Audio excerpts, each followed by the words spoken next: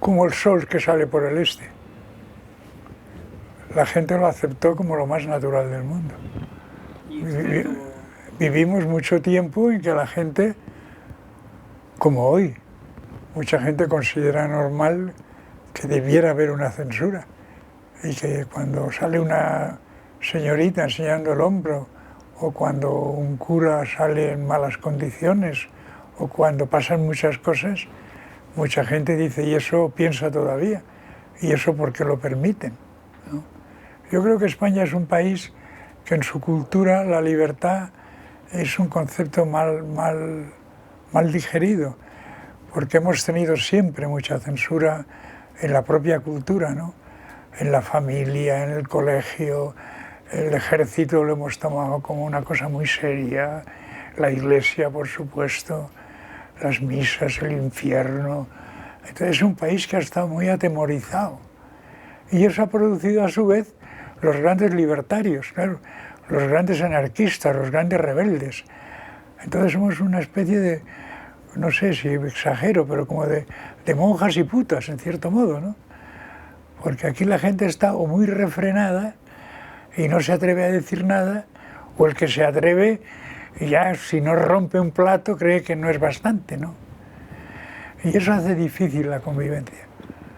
En la censura de prensa, tú sabes que las cosas se presentaban de antemano a la censura, y ellos, unos señores, pues con unos lápices tachaban lo que les parecía que sobraba, ¿no?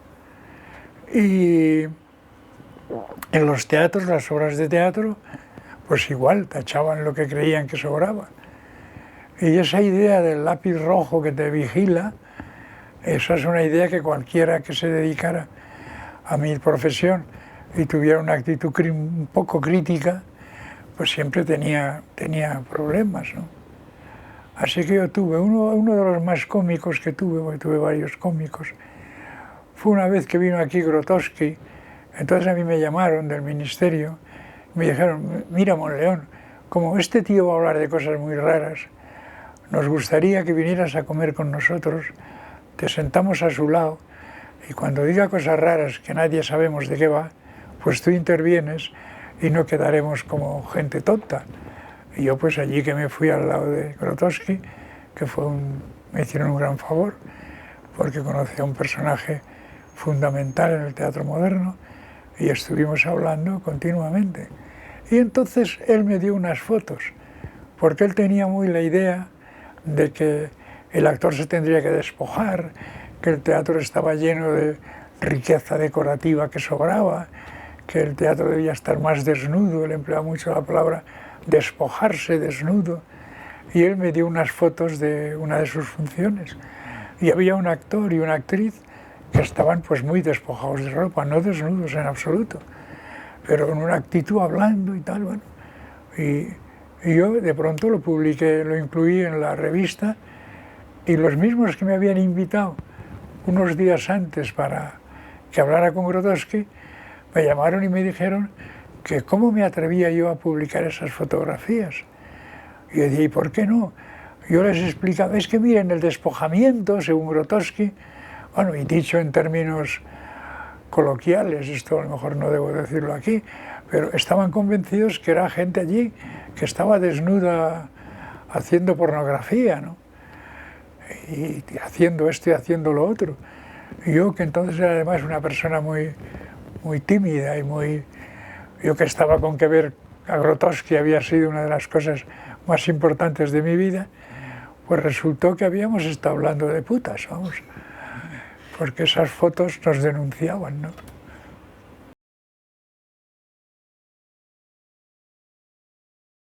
Durante la dictadura se inventó una cosa poco a poco, que fue a ver cómo decíamos lo que la censura tuviera que aceptar. Es decir, qué es lo que literalmente era inocente y sin embargo cuando se hacía en el escenario se entendía de otra manera. Esto llevó justamente a que fueran muy rigurosos las censuras de los ensayos generales, porque claro, tú de pronto a un señor le hacías decir una determinada cosa y si lo vestías de militar ya significaba una cosa, o si lo vestías de cura o le hacías que sus andares fueran de, yo qué sé, inmediatamente las palabras cobraban una significación diferente. Y poco a poco pues aprendimos a eso. Por ejemplo, aquí hubo obras muy perseguidas, por ejemplo, como hacían los joglars, varias obras que se hicieron que no había ninguna referencia a España. Y sin embargo, todos los críticos y todos hablamos de España todo el tiempo. Y es que había ya una especie de clave, ¿no?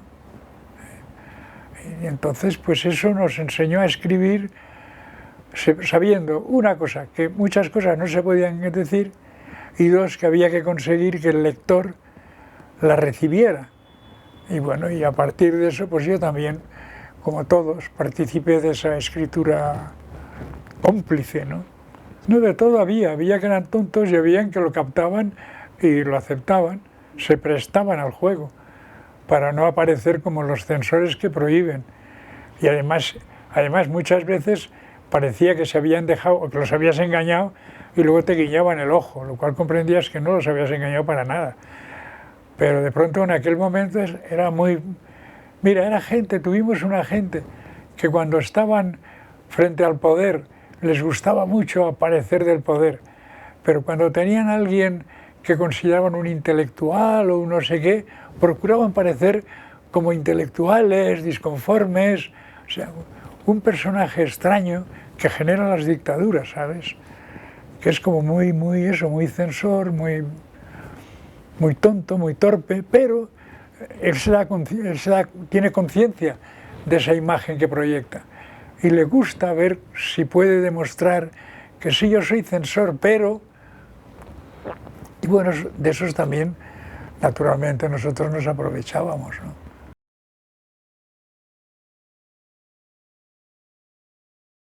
Fíjate que en la época de Franco un error que tenemos ahora es que fue una época estable, ¿no?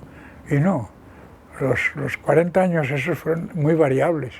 Hubo momentos muy difíciles y momentos en que dentro de la misma dictadura se producían circunstancias por las que la situación se abría, o porque venía el turismo, o porque había un acontecimiento internacional y España necesitaba en un momento determinado, que tenía toda su pasado fascista, pro-nazi, pro-mussoliniano, etcétera, etcétera, la división azul, el no sé qué, pues también Franco en un momento determinado necesitó demostrar que España se había abierto.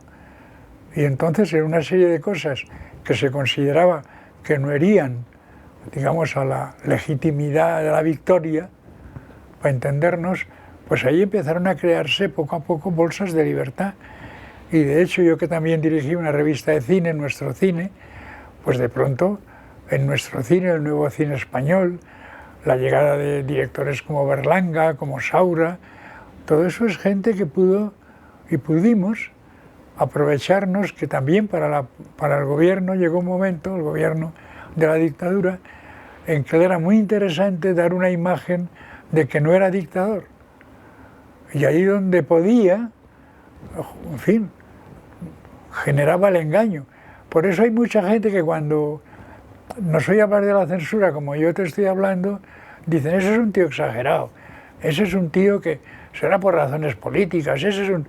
Y no, es sencillamente porque nosotros veíamos el juego. Pero hubo mucha gente que no vio el juego y tiene la sensación de que no tuvo censura. Nosotros hicimos un Nuestro Cine y queríamos hablar de la censura, para que tú veas eso como es.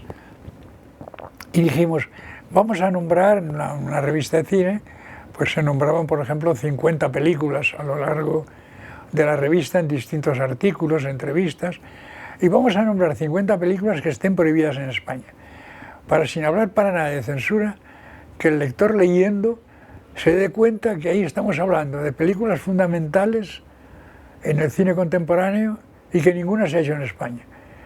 Y si alguien se da cuenta y se lo pregunta, pues eso es lo que intentamos nosotros. Quiero decir que todo era mucho más sutil, ¿no? No era eso que te prohíben, y no era un colegio. Ellos sabían que éramos un país y que había que intentar y procurar manejarlo. En los años 60 y 70, ya con respecto a los años 40 y 50, ya hubo una apertura. Tú piensas que una obra como la historia de una escalera de Antonio Buero, si tú lees la obra ahora y tú te dicen que fue perseguida y no sé qué, tú jamás lo entenderás porque fue perseguida. Y entonces los que vivíamos en aquella época sí. ¿Por qué? Entre otras cosas, porque se contaba la historia de España y la gente vivía en una pequeña escalerita. Era gente que vivía mal, vivía con privaciones.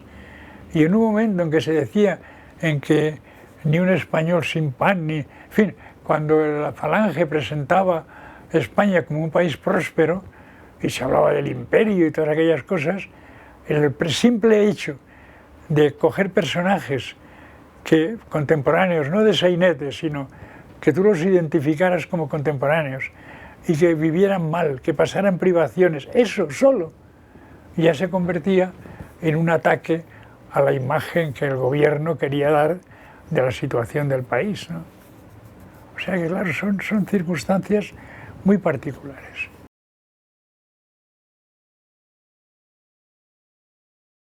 Profundamente. Ahora existe una censura igual o peor, que es la del dinero. Ahora tú no harás nada si no vas a ganar dinero. Es difícil que haya una censura más dura que esa. Pues tú puedes ser libre. Tú vas por ahí y dices lo que sea y no pasa nada.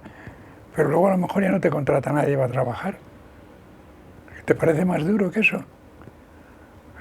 Que tú quieras ser fotógrafo o escritor o carpintero, coño. Y que en un momento determinado a ti no te cojan porque has dicho o has hecho algo que no debías hacer.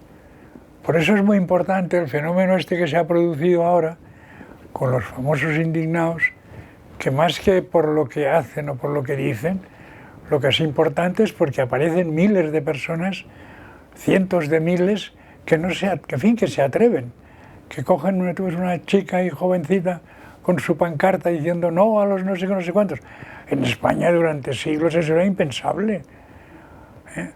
Eso se podía pensar, pero coger una pancarta y salir a la calle y mostrarlo, ¿a santo de qué? O sea, ni la vida familiar ni la vida social no permitía eso. Pero no lo permitía porque la propia gente ya sabía que no se podía hacer. Entonces, claro, aquí los controles en un momento determinado si tú quieres, por religiosos. Tú piensas que en España, en una época, durante el franquismo, se hacían misiones, como sabéis. O sea, que uno estaba en su pueblo, en España, que era el país más católico del mundo, y encima llegaban unos curas y empezaban a llenar el pueblo de voces hablando del pecado y del infierno. En fin, o sea que, claro, la gente hemos llegado a incorporar un sentimiento de autocensura, de prudencia, de creer que sí, eso lo pienso, pero eso no lo hago. Y mucha gente no sabe por qué no lo hace. Y en el fondo viene de esa historia de miedo que ha habido en la sociedad española a manifestarse como uno, en fin, lo que uno cree que es, ¿no?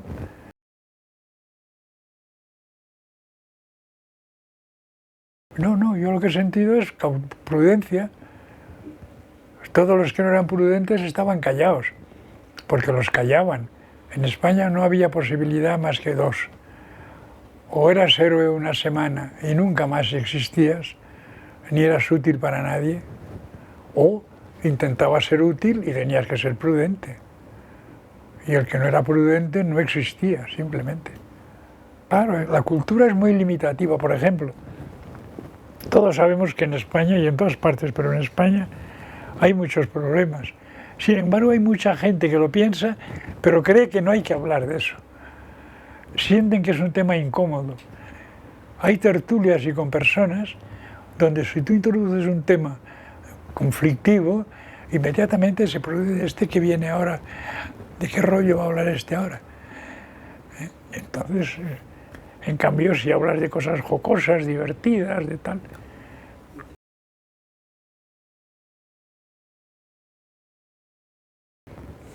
Yo tengo la impresión de que ahí se ha producido una enorme escisión Y en España yo creo que en cuanto a las ideas religiosas hay tres personas, tres tipos. Uno es los que creen que la Iglesia está muy bien. Otros son los que son cristianos y creen que la Iglesia lo está haciendo fatal, porque pacta con el poder, pacta con muchas cosas que no debería pactar si fuera realmente evangélica y cristiana. Y luego otros que sencillamente la Iglesia les importa un pepino. Entonces, según uno esté en una de esas tres posiciones, tiene una lectura diferente de eso que tú me preguntas, ¿no? Entonces, cuando habla él de la conferencia episcopal y se mete con los homosexuales y no sé qué, pues entonces aparecen enseguida las tres reacciones. El que dice, pues muy bien, porque la obligación de la Iglesia es decirlo. El que dice, la Iglesia no se debiera meter en esto. Cristo no hay ningún, en el Evangelio no hay ningún episodio contra los homosexuales, debiera ser una actitud más fraternal, más generosa, más abierta, más libre. Esta Iglesia es muy censora y tal. Y luego hay otros, como estoy yo, que a mí me gustaría que la Iglesia estuviera llena de buenos cristianos, que fueran buenos cristianos y que nos dejaran en paz. Y les deseo larga vida y larga prosperidad.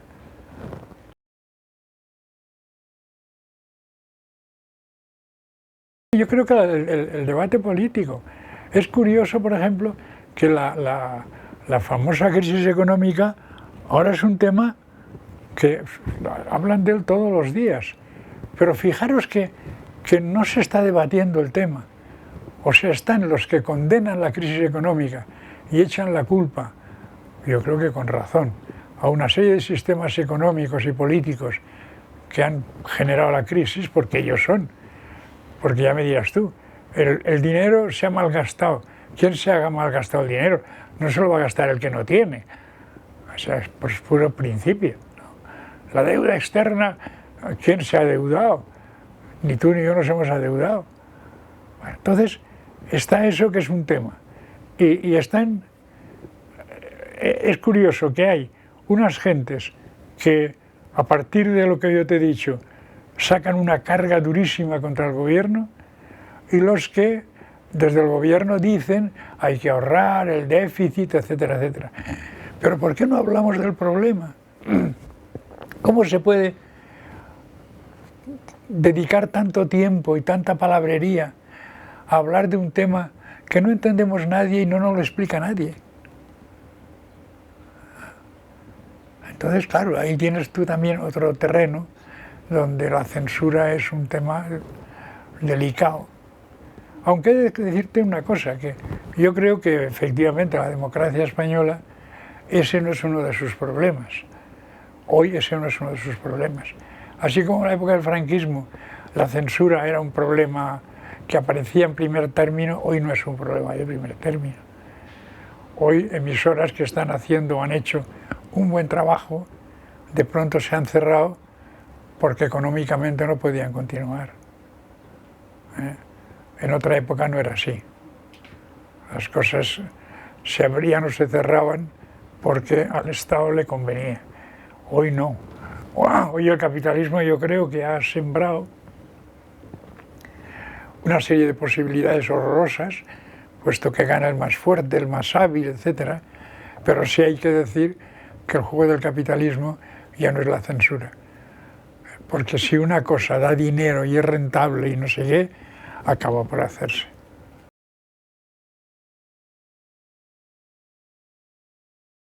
Pero es que está mal planteado, porque habría que empezar por plantear cuáles son los planes de enseñanza.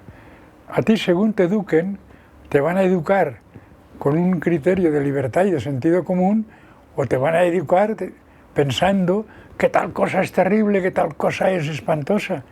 Y la educación española ha sido una educación del temor. Hoy no es como cuando yo era niño, obviamente, por fortuna, pero el cuidado con esto es mucho más fuerte en la vida española que ¿por qué no probamos a hacer esto? ¿Por qué no intentamos hacer esto? ¿No? Entonces, claro, en España la censura está muy fuerte porque siempre que recurre al temor funciona. Pero ese es un gran problema también en nuestra época, porque es lo de Estados Unidos, ¿no? Lo de la seguridad. De pronto ha hecho cosas horrorosas, pero las ha hecho para evitar que los otros se las hagan a ellos. Entonces, ¿usted por qué ha matado? ¿Usted por qué ha tirado la bomba de Hiroshima? ¿Usted por qué ha tirado? No se sienten criminales porque la respuesta es que si no lo hubiéramos tirado nosotros, los otros nos lo hubieran tirado a nosotros. Con lo cual, estamos ahí parados.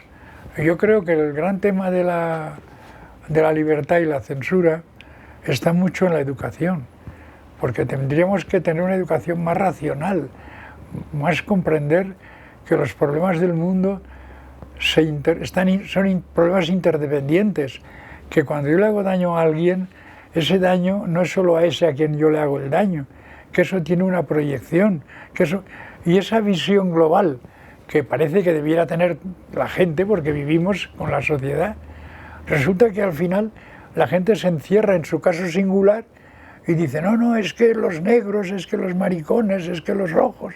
Y dices, bueno, pero ¿por qué no habla usted de las personas y de la relación entre las personas y de los problemas que creamos los unos al relacionarnos con los otros? ¿Tú te crees que unos partidos políticos, cómo puede ser que unos partidos políticos, los tres vais a votar, sois tres partidos los tres, y este señor viene y dice, yo te quiero y a ti te voy a defender y eres mi amigo y te ayudaré, vótame. Y tú vienes y me dices, me dices lo mismo, pero me añades una cosa, pero no te fíes de ese que es un hijo puta. Y luego viene este y me dice exactamente lo mismo, pero me dice, pero no te fíes ni de este que son dos hijos de puta. ¿Cómo puede tener valor esa votación? Si aquí cada partido nos explica sobre todo que los demás son unos hijos de puta. Claro, esos son problemas gravísimos en la votación, porque este debiera venir con sus argumentos, tú con los tuyos, y yo a la vista de los tres argumentos consideraría que el más útil, el más decente es el tuyo, pero el 90% de los votos son votos del temor. Entonces, claro, y ahí no hay ninguna censura que se llame censura, pero evidentemente las votaciones están hechas por votantes censurados.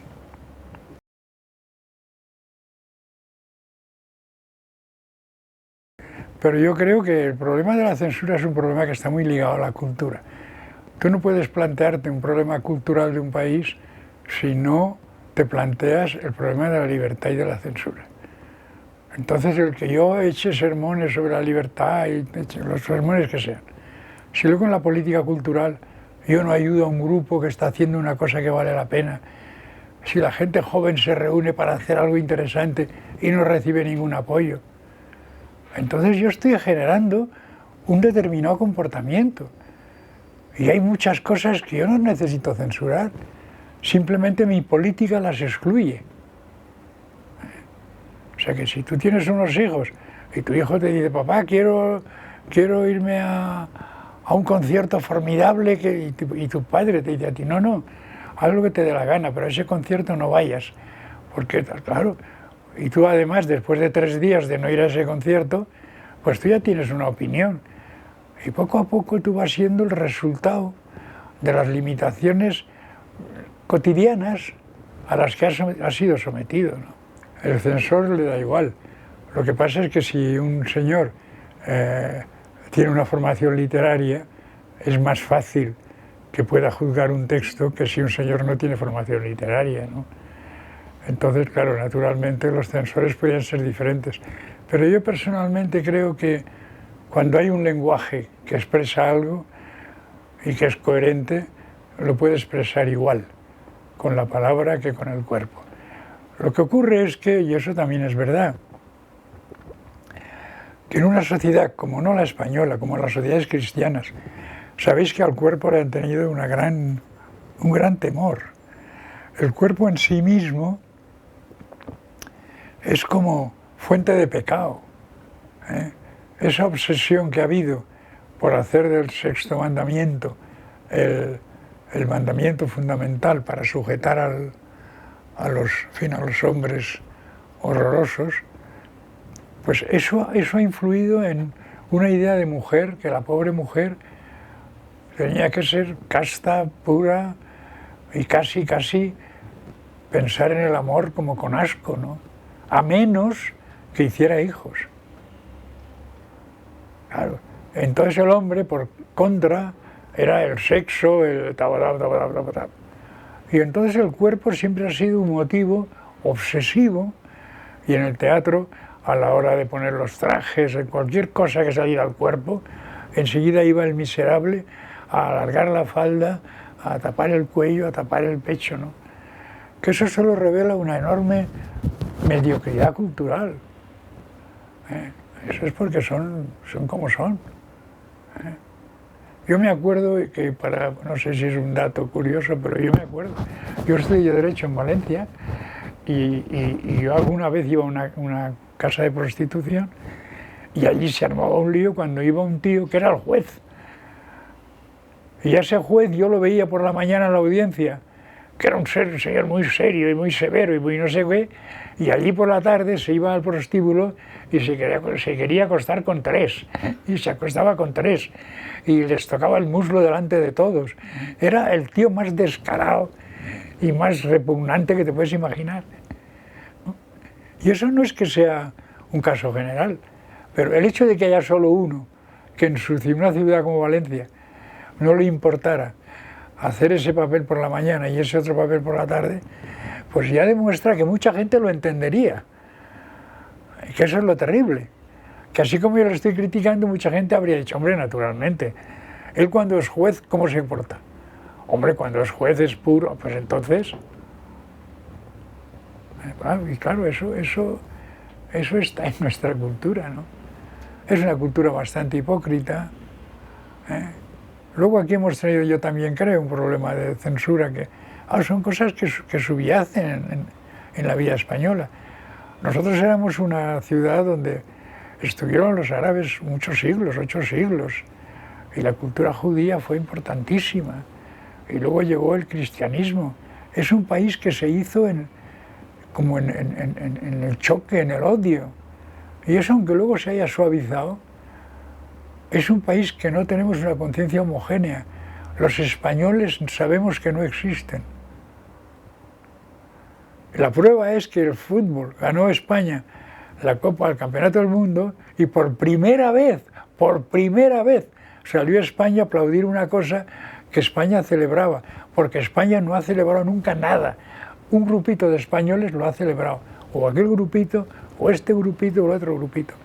Y eso de que nos uniera una victoria en un campeonato del mundo del fútbol, eso es para pensar.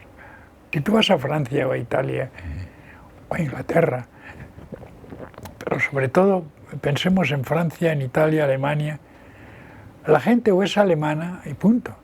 Y luego dicen, tú eres alemán de esta tendencia y tú eres alemán de la otra tendencia. Pero lo que no se le ocurre a un alemán es aquel que tiene otra tendencia a decir que no es alemán. Y España es muy curioso que la cantidad de gente que ha habido que ha considerado que su ideología y su lengua y lo que sea, eso era lo cojonudo, y el demás no era español. El destierro teatral español, aquí no se publicaba nada porque esos señores hablaban de otra cosa. O sea, unos tíos que habían estado en la guerra, que habían perdido la guerra, que llevaban los temas de los 4 años de la guerra civil. Si había alguien que estaba más pringado de historia española que nadie, eran los exiliados, que era la gente que llevaba el dolor de la historia de España de varios años. Y sin embargo aquí, pues se dijo durante mucho tiempo que ese era un teatro que no interesaba, porque esos eran exiliados. Hombre, pero ¿qué es lo que les ha exiliado? ¿Por qué están exiliados? ¿Qué drama hay detrás de su exilio? ¿Cómo no va a ser nuestro el drama de los exiliados? Y hay mucha gente que lo creyó. Y gente que no ha visto una obra de los exiliados, ni ha leído una obra de los exiliados. De todas maneras es un tema importante, porque es un tema que no lo hemos, creo yo, que no lo hemos de hacer administrativo ni político. Es mucho más profundo. O sea, no hay que pensar que una administración, que el franquismo, si el franquismo prohibió, es porque pudo. ¿Y por qué pudo? A 30 millones que habitábamos en España entonces, decirnos lo que decíamos o no decíamos. Hacía una emisión de Radio Nacional que eran las noticias de Radio Nacional, que era la única emisión de noticias autorizada. Y las noticias que ocurrían en el mundo eran las que decía Radio Nacional de España. Y el hecho de hablar de algo que no dijera Radio Nacional, ya no eras español, ya eras traidor. Etcétera, etcétera. Y en mi pueblo, pues los que iban a misa y los que no iban a misa, los señores de Baix y los pobrets de Dalt, y ahí no había manera de saber dónde estaba el pueblo, porque a donde ibas habían unos cuantos del pueblo, pero el pueblo no estaba.